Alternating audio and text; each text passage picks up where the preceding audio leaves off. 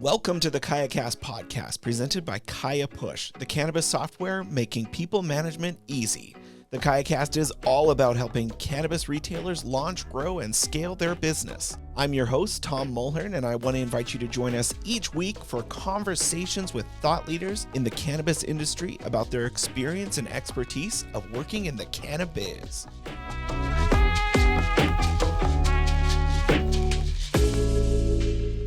Before we jump into the show, I want to welcome you all here and remind you to subscribe to our show in your favorite podcast app to get the latest episodes of the KayaCast. And be sure to check out our website at kayacast.fm.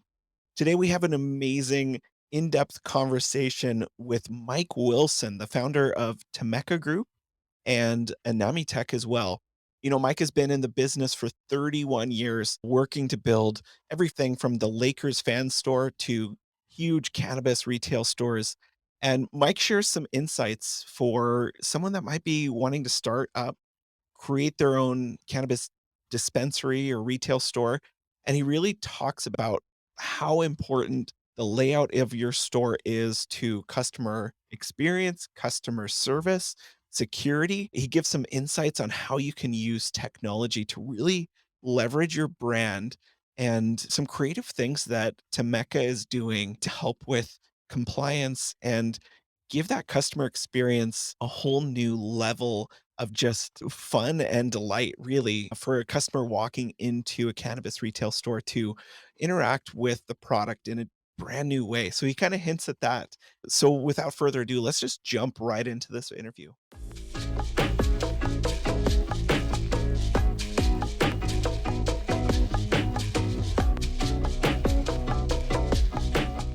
Mike Wilson is the founder and president of Temeka Group. He utilizes his strong leadership and management skills to oversee the job from design to installation. The Temeka Group was founded in 1991 and focuses on turnkey services, conceptual designs, precise fabrications, and premium installations, shaping spaces that really tell their clients' stories so they can meaningfully engage with their customers. They're all about bringing a client's vision into reality with a world-class team who fabricates and installs state-of-the-art designs. Temeka Group is perfectly suited to handle every aspect of a project from start to finish. Mike is also the founder of AnamiTech, and their goal is to provide easy-to-use, cost-efficient business software for the industry. AnamiTech provides purpose-built applications that allow cannabis businesses to operate efficiently and stay compliant, and for government agencies and financial institutions to connect with those businesses. Mike, I just want to welcome you to the show. It's so great to have you on here. Thanks, Tom. I appreciate you guys having us. Looking forward to it. Excited. So, Mike, the Temeka Group started in 1991. That was 31 years ago. And you must have tons of great insights of growing a successful business. So, walk us through the story of Temeka Group and how we got to where we are today. Started off in 1991. And as we talked about having this conversation, the evolution of retail, you go back early 90s, you think about technology, where it was, internet, all these type of things, and where we're at today. It's a dramatic, difference. And from us, what's exciting is looking back at that, some just the exciting projects we've done. We've done a lot of brick and mortar retail that you look at inline stores from Vans, Hot Topic, Torrid, Wet Seal, jewelry stores. I've lost count. I think it's up in around the 7,000 range, but I honestly, I can pretty much say every mall in America, I built a store or built stores in. Is there one during that time that really sticks out? Is that big project that you kind of knew, okay, I've made it? I got to admit, kind of getting goosebumps talking about it. Growing up a huge Lakers fan. And when we did the Staples Center and we did the Lakers Clippers Kings team store, to do that was just, it's kind of numbing, when they did the grand opening, James Worthy and the group was there to welcome us and did the ribbon cutting and stuff. That was pretty much, I will say, a big trophy on the mantle for us. That's so cool. It's even just to be in the stadium, but let alone to be working in the stadium. I mean, you basically can say you were in the NBA. From there, we've done, I think, over 87% of the baseball stadiums. So going into doing work at Yankee Stadium, Wrigley Field, these old archaic historic stadiums, Dodger Stadium and stuff. It's just really cool to be in there and kind of awe of fact of just being participating in those organizations. How did you transition from that into cannabis? Like, where did that transition come from? Well, it's kind of interesting. In the 2000s, a lot of brick and mortar retail was dying, going online. As technology, we talked about 90s, technology wasn't around. 2000s, later 2000s, the technology craze started going on online sales. And we saw that and we pivoted. We did a couple different things, some museum work. We were very, very, knocking on wood, fortunate to do Johnny Cash Museum, Glenn Campbell Museum, the Grammys, George Jones. And those were really cool projects to do. And then, we saw the stadium work we were working on. And in the mid 2000s, a dad had approached me about some of these stores he was doing in cannabis. And this is the 215 days that kind of really didn't understand it. But I'm like, I built jewelry stores. I built K's, Jared's, and all these jewelry stores. Seems about the same. So, went ahead and did a couple for him and he was doing well. Back then, security and all that stuff wasn't sophisticated. He ended up walking away from that business and closing up after a year or two just because of just the theft and just security reasons. He goes, it was a great business, but it just wasn't worth it. Roll into the mid 2016, I saw that pivot. I'm really focused on it and went after it. Just saw the aspect of having 20 plus years prior to us doing jewelry stores, doing this aspect. It was a good fit. So we jumped in and got really lucky and got into the space and has been obviously growing and been very successful at it. And you've been working on projects across North America, correct? Yes, yes, we are a national. So from California to Florida to New Jersey, Massachusetts, all across the United States, everywhere it's Oh, wow. legalized. Working with all these different dispensaries, now that you have a long history in cannabis, what are some tips that you can give dispensaries in regards to build and design perspective? Because that has to factor into how they run their business. I think at the end of the day, at the beginning, when you started the new era of legalization in the state, it's very hyped up, excited, emotional. And then, I saw it in Colorado and now in California, it's kind of normalized. So that's some things that, don't let the emotions get the best of you.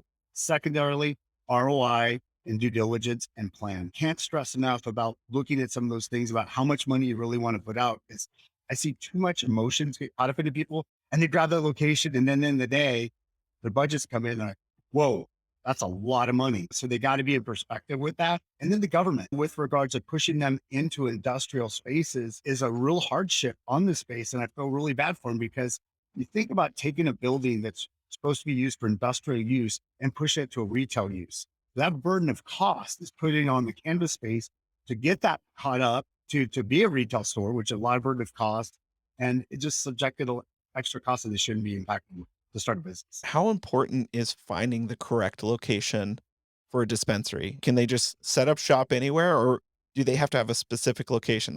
Yeah, that's huge. In any business, you got to look at your demographics, look what's around you. California, more and more cities are coming on the space right now. You look at Santa Ana, that's been around for quite a few years. It's a setup area. Now Costa Mesa is coming in with a limited license. A nearby city, Corona, is coming on board. You got to be careful and you got to plan and think about other cities coming on board because once again, saturation of market. And I've seen this in Elsinore, stores are doing quite well.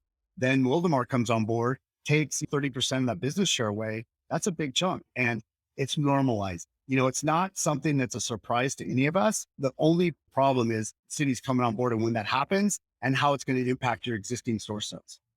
Is there a certain way that a dispensary owner can find a good location within their city as they're looking around? What's a tactical way that they could, kind of plan that out? I think it's being ahead of the game. I've seen some people do really well thinking out loud, getting out there proactively, getting a city that has not as many. And some people get caught up in these big name cities. There's some small cities that the sales are great because you're very secluded and you've got a bigger thoroughfare of access to market.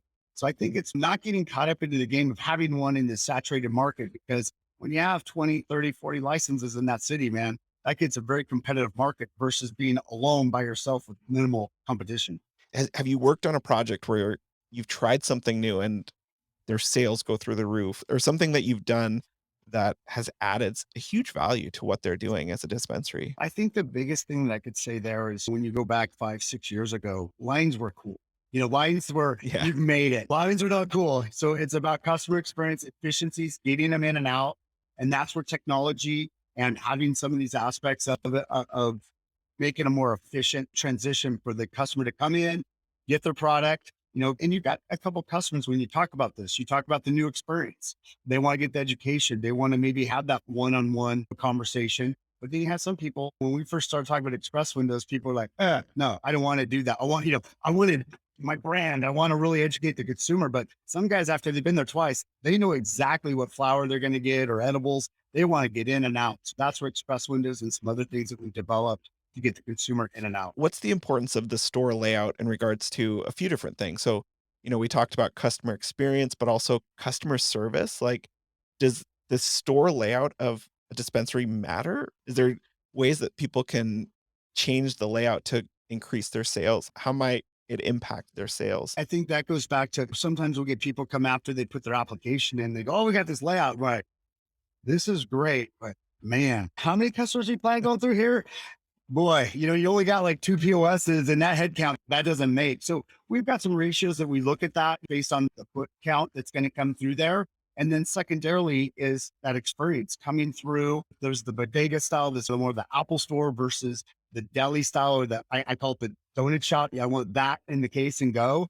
And there's a fusion between that. And that's where you see a lot more people going to, is that connection of both, because it's a fusion of them, because you can have that customer experience educating, but also the consumer that can get right up to the glass case, get express window pickup, or just go to the case. I want that, check out and go. And it's a lot quicker, efficient mannerism to get through there. Security is such a huge issue in the cannabis industry. So, how does the store's layout impact the overall security of the store? It's massive. And that's one thing that I will say that was very helpful getting in the space. We came from jewelry. And jewelry, once again, you're talking about high dollar items, diamonds and stuff like that. And we dealt with the same thing. And one of the couple things that we came across was we see people and they put the vault up against the back wall. And you're like, no, no, car can run through, grab that and go. So there's a couple things that were back from the old days, and just working with a good company like, Tony Gallo Sapphire, really good friend, do a lot of work together, having those tight knit relationships with some of the best with us, teamed up. So that's one thing we really pride on, the team and the family of providers of work. I push all you guys. We've got a really good team and network of people we work with, and that's really good at bringing the best of class to this space. Before someone starts building out their dream store, what should they think about? Is there a few things, like a checklist of things that they should be thinking about before they jump in? What a lot of times we tell them to do is give us some ideas, the customer experience. What do you know of the space? Obviously, we kind of do an interview. What do you know? Are you a retail background coming into cannabis? Do you know cannabis? What is it? And then secondarily is, what do you like? It doesn't necessarily have to be a cannabis store. There's some people that traveled in some crazy place that I really like this look that we came off of. There's some that have taken from other stores or derivatives of their house, or some architectural aspect. What's the craziest thing that you've implemented into a store? The hardest thing, and I gotta say this one, is when we did DTLA Disney, obviously massive flagship, but Retina, who is the highest paid graffiti artist, was contracted to do work in there, and dealing with him to get the work done. He had done a painting up on the wall, trying to choreograph to get him there. Literally took days of me going to his studio. Then he was supposed to show up at 9 in the morning. He shows up at 4 in the afternoon. I literally did not leave until he was done until 5 in the morning. He ain't leaving. Like, we got to get this done because it was such a big impact of that store. The guys at Stizzy really, that was one of their kind of signature pieces when you walked out, was having this Stizzy portrait. So I will say that was one of the more challenging aspects of it. For the most part, everything's been fairly easy. It's just kind of go from one concept of what they like and taking that into a concept with regards to the cannabis store has been pretty simple. Now, do you offer solutions for dispensary owner that's wanting to do their dream store, but they may not have the budget to bring in a world-class graffiti artist? Do you guys have an option for someone that's kinda wanting to dip their toes in on a more affordable level? Absolutely. And what we've seen in the transition of the California market and other places, the ROI, people got hyped up, got emotional about, wanted this big, pretty store.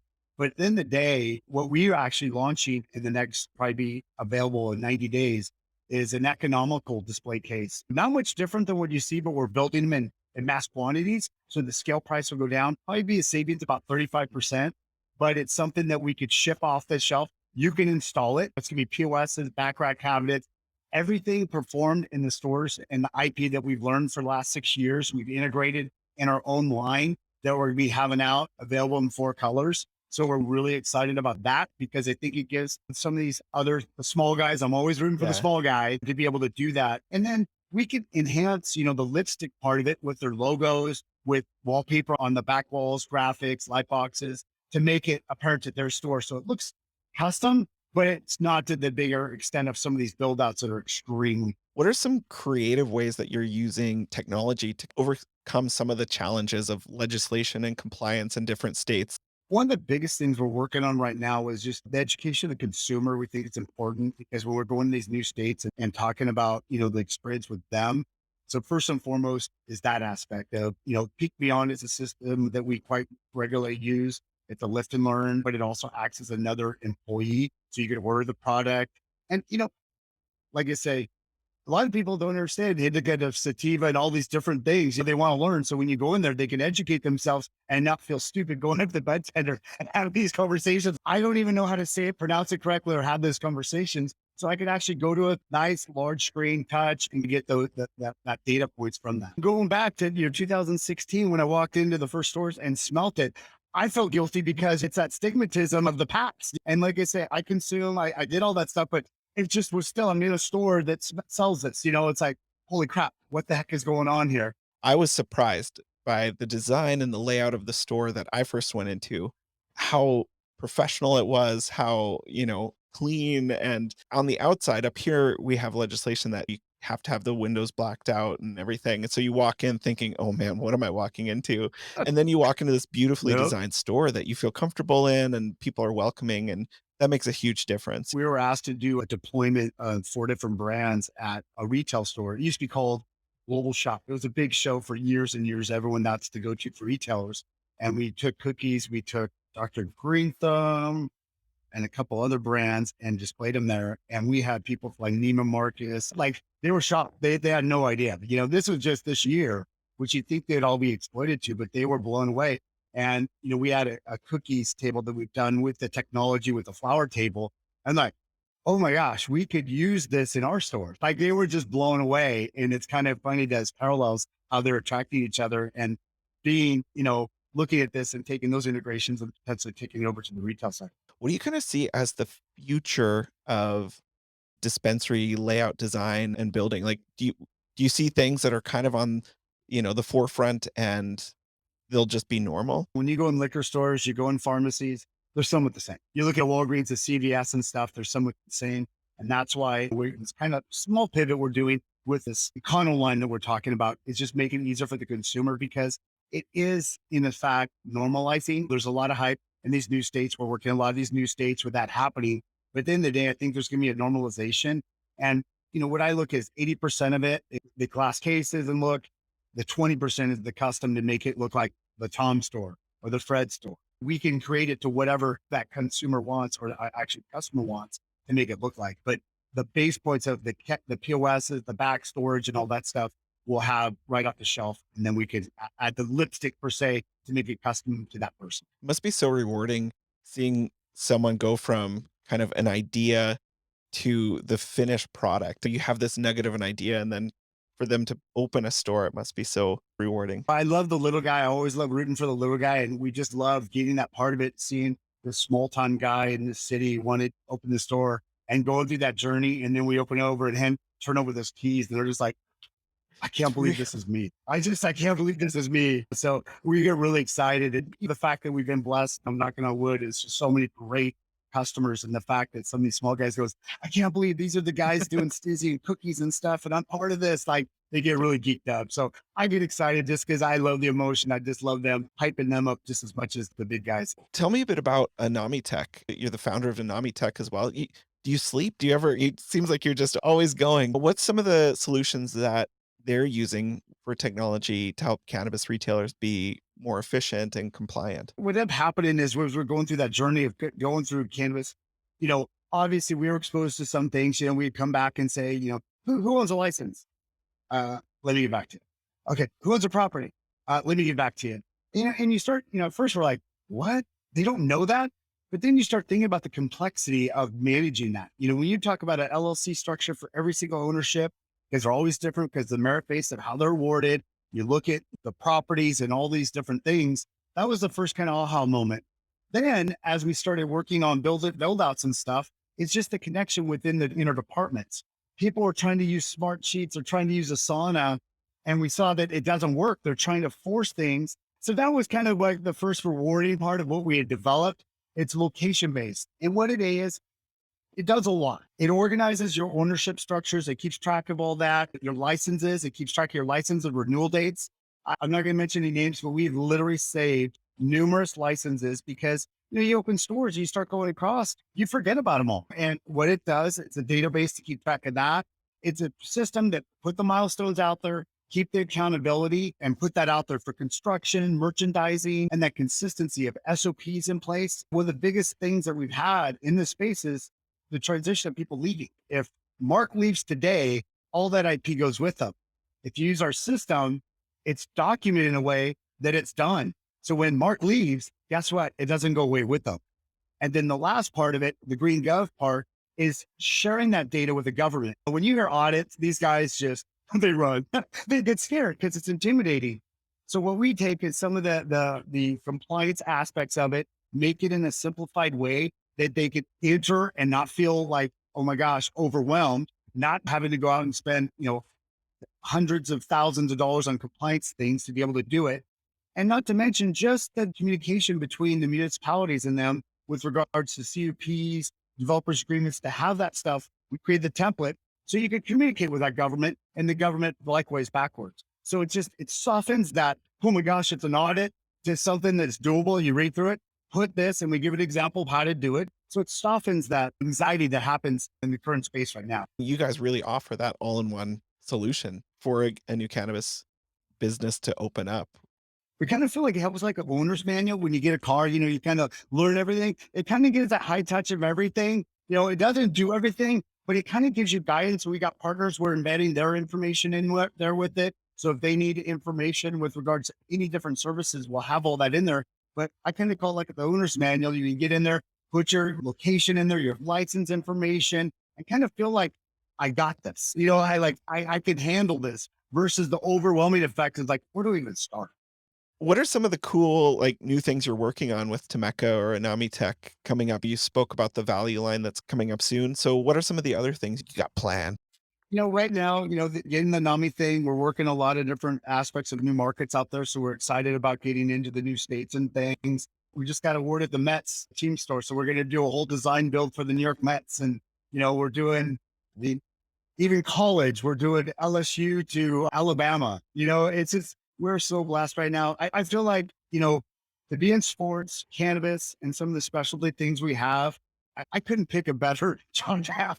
I mean, like I said, I work a lot, but I love what I do. It's like your dream as a kid, like all like sports and music and cannabis, like all the fun places to work. So that's so cool. You're living the dream, man. You're living the dream. Yeah, and like I say, sometimes I pinch myself how lucky, and you believe me, there's some bad days I Yeah. have. But trying to keep up with all this. And this cannabis space is it's a tough place for the cannabis people. I feel really bad for some of the situations they get put in, as we're talking about the buildings they get put in, the cost, burden they get put. I mean, it's a shame, but it's the rules they have to play by right now, and they'll get by. As a successful business owner yourself, what's one tip you would have for dispensary owners to really grow their business? I think the biggest thing that I see is don't be afraid to ask and talk to everybody else. I think at the end of the day, we used to do a lot of action surf culture back in the day, and it was a culture.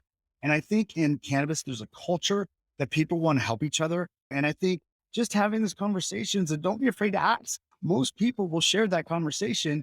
And believe me, when I went through this 30 years of my business, there's some things back I could look back and dang it, I wish I would have asked, but I was afraid. And sometimes you don't want to look stupid. Guess what? There's plenty others that are out there. Do not be scared and ask those questions, because it could save you a lot of money and save you a lot of heartache down the road. And that's, like I said, I've been there. I've done it. I've made mistakes. But if I would have asked those questions and not been so damn scared to ask it, I could have got those answers probably to prohibited that. We have to be constant learners, and especially in the cannabis world where things are changing daily, it feels like we need each other. We need to work with each other. Absolutely. It is like I say, every day changes. Every time you think you got it figured out, there's a right turn. How can people find out more about what you're doing with Temeka or AnamiTech, or any events or things coming up that people can connect with you and find out more about how they can get started working with you? You could go to temekagroup.com, Temeka group.com, info at Temeka Group. You get to put inquiries there. We're always on there. We're trying to get attending more events and stuff and getting our heads out there. Stizzy, they had a great opening in Wilmington weekend before last. We got cookies August 13th in Miami. So excited about that. We'll try to get more notifications on our social media sites of everything coming up as we do these grand openings and share. Awesome. And we'll have links to your website and everything in the notes and on the website. Hey, I just want to thank you so much for coming and being a part of the KayaCast podcast. Oh, absolutely. Thank you so much, Tom, and appreciate Kai pushing and you guys have me on there.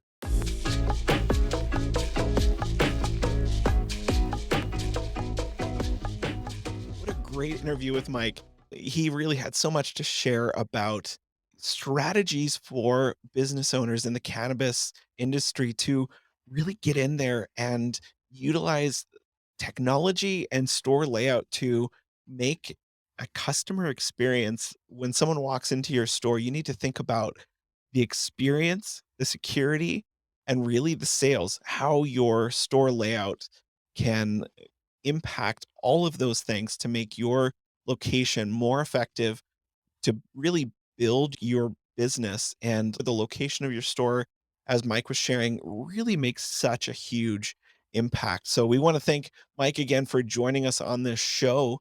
If you haven't checked out the kayacast.fm website, make sure you head over there. We've got some episodes up. We've got notes and links about the different podcast guests that we have. And if you would like to be a part of the KayaCast podcast, be sure to head over there, and there's a form you can fill out to be a guest on this show. Share your experience of cannabis. Thanks for listening to the KayaCast podcast. We hope you enjoyed the show. Don't forget to subscribe to our podcast on your favorite podcast app, or visit our website at kayacast.fm to learn more about our guests and to access the full archive of episodes of the show. We can't wait to share more stories with you each week of cannabis retailers launching, growing, and scaling their business.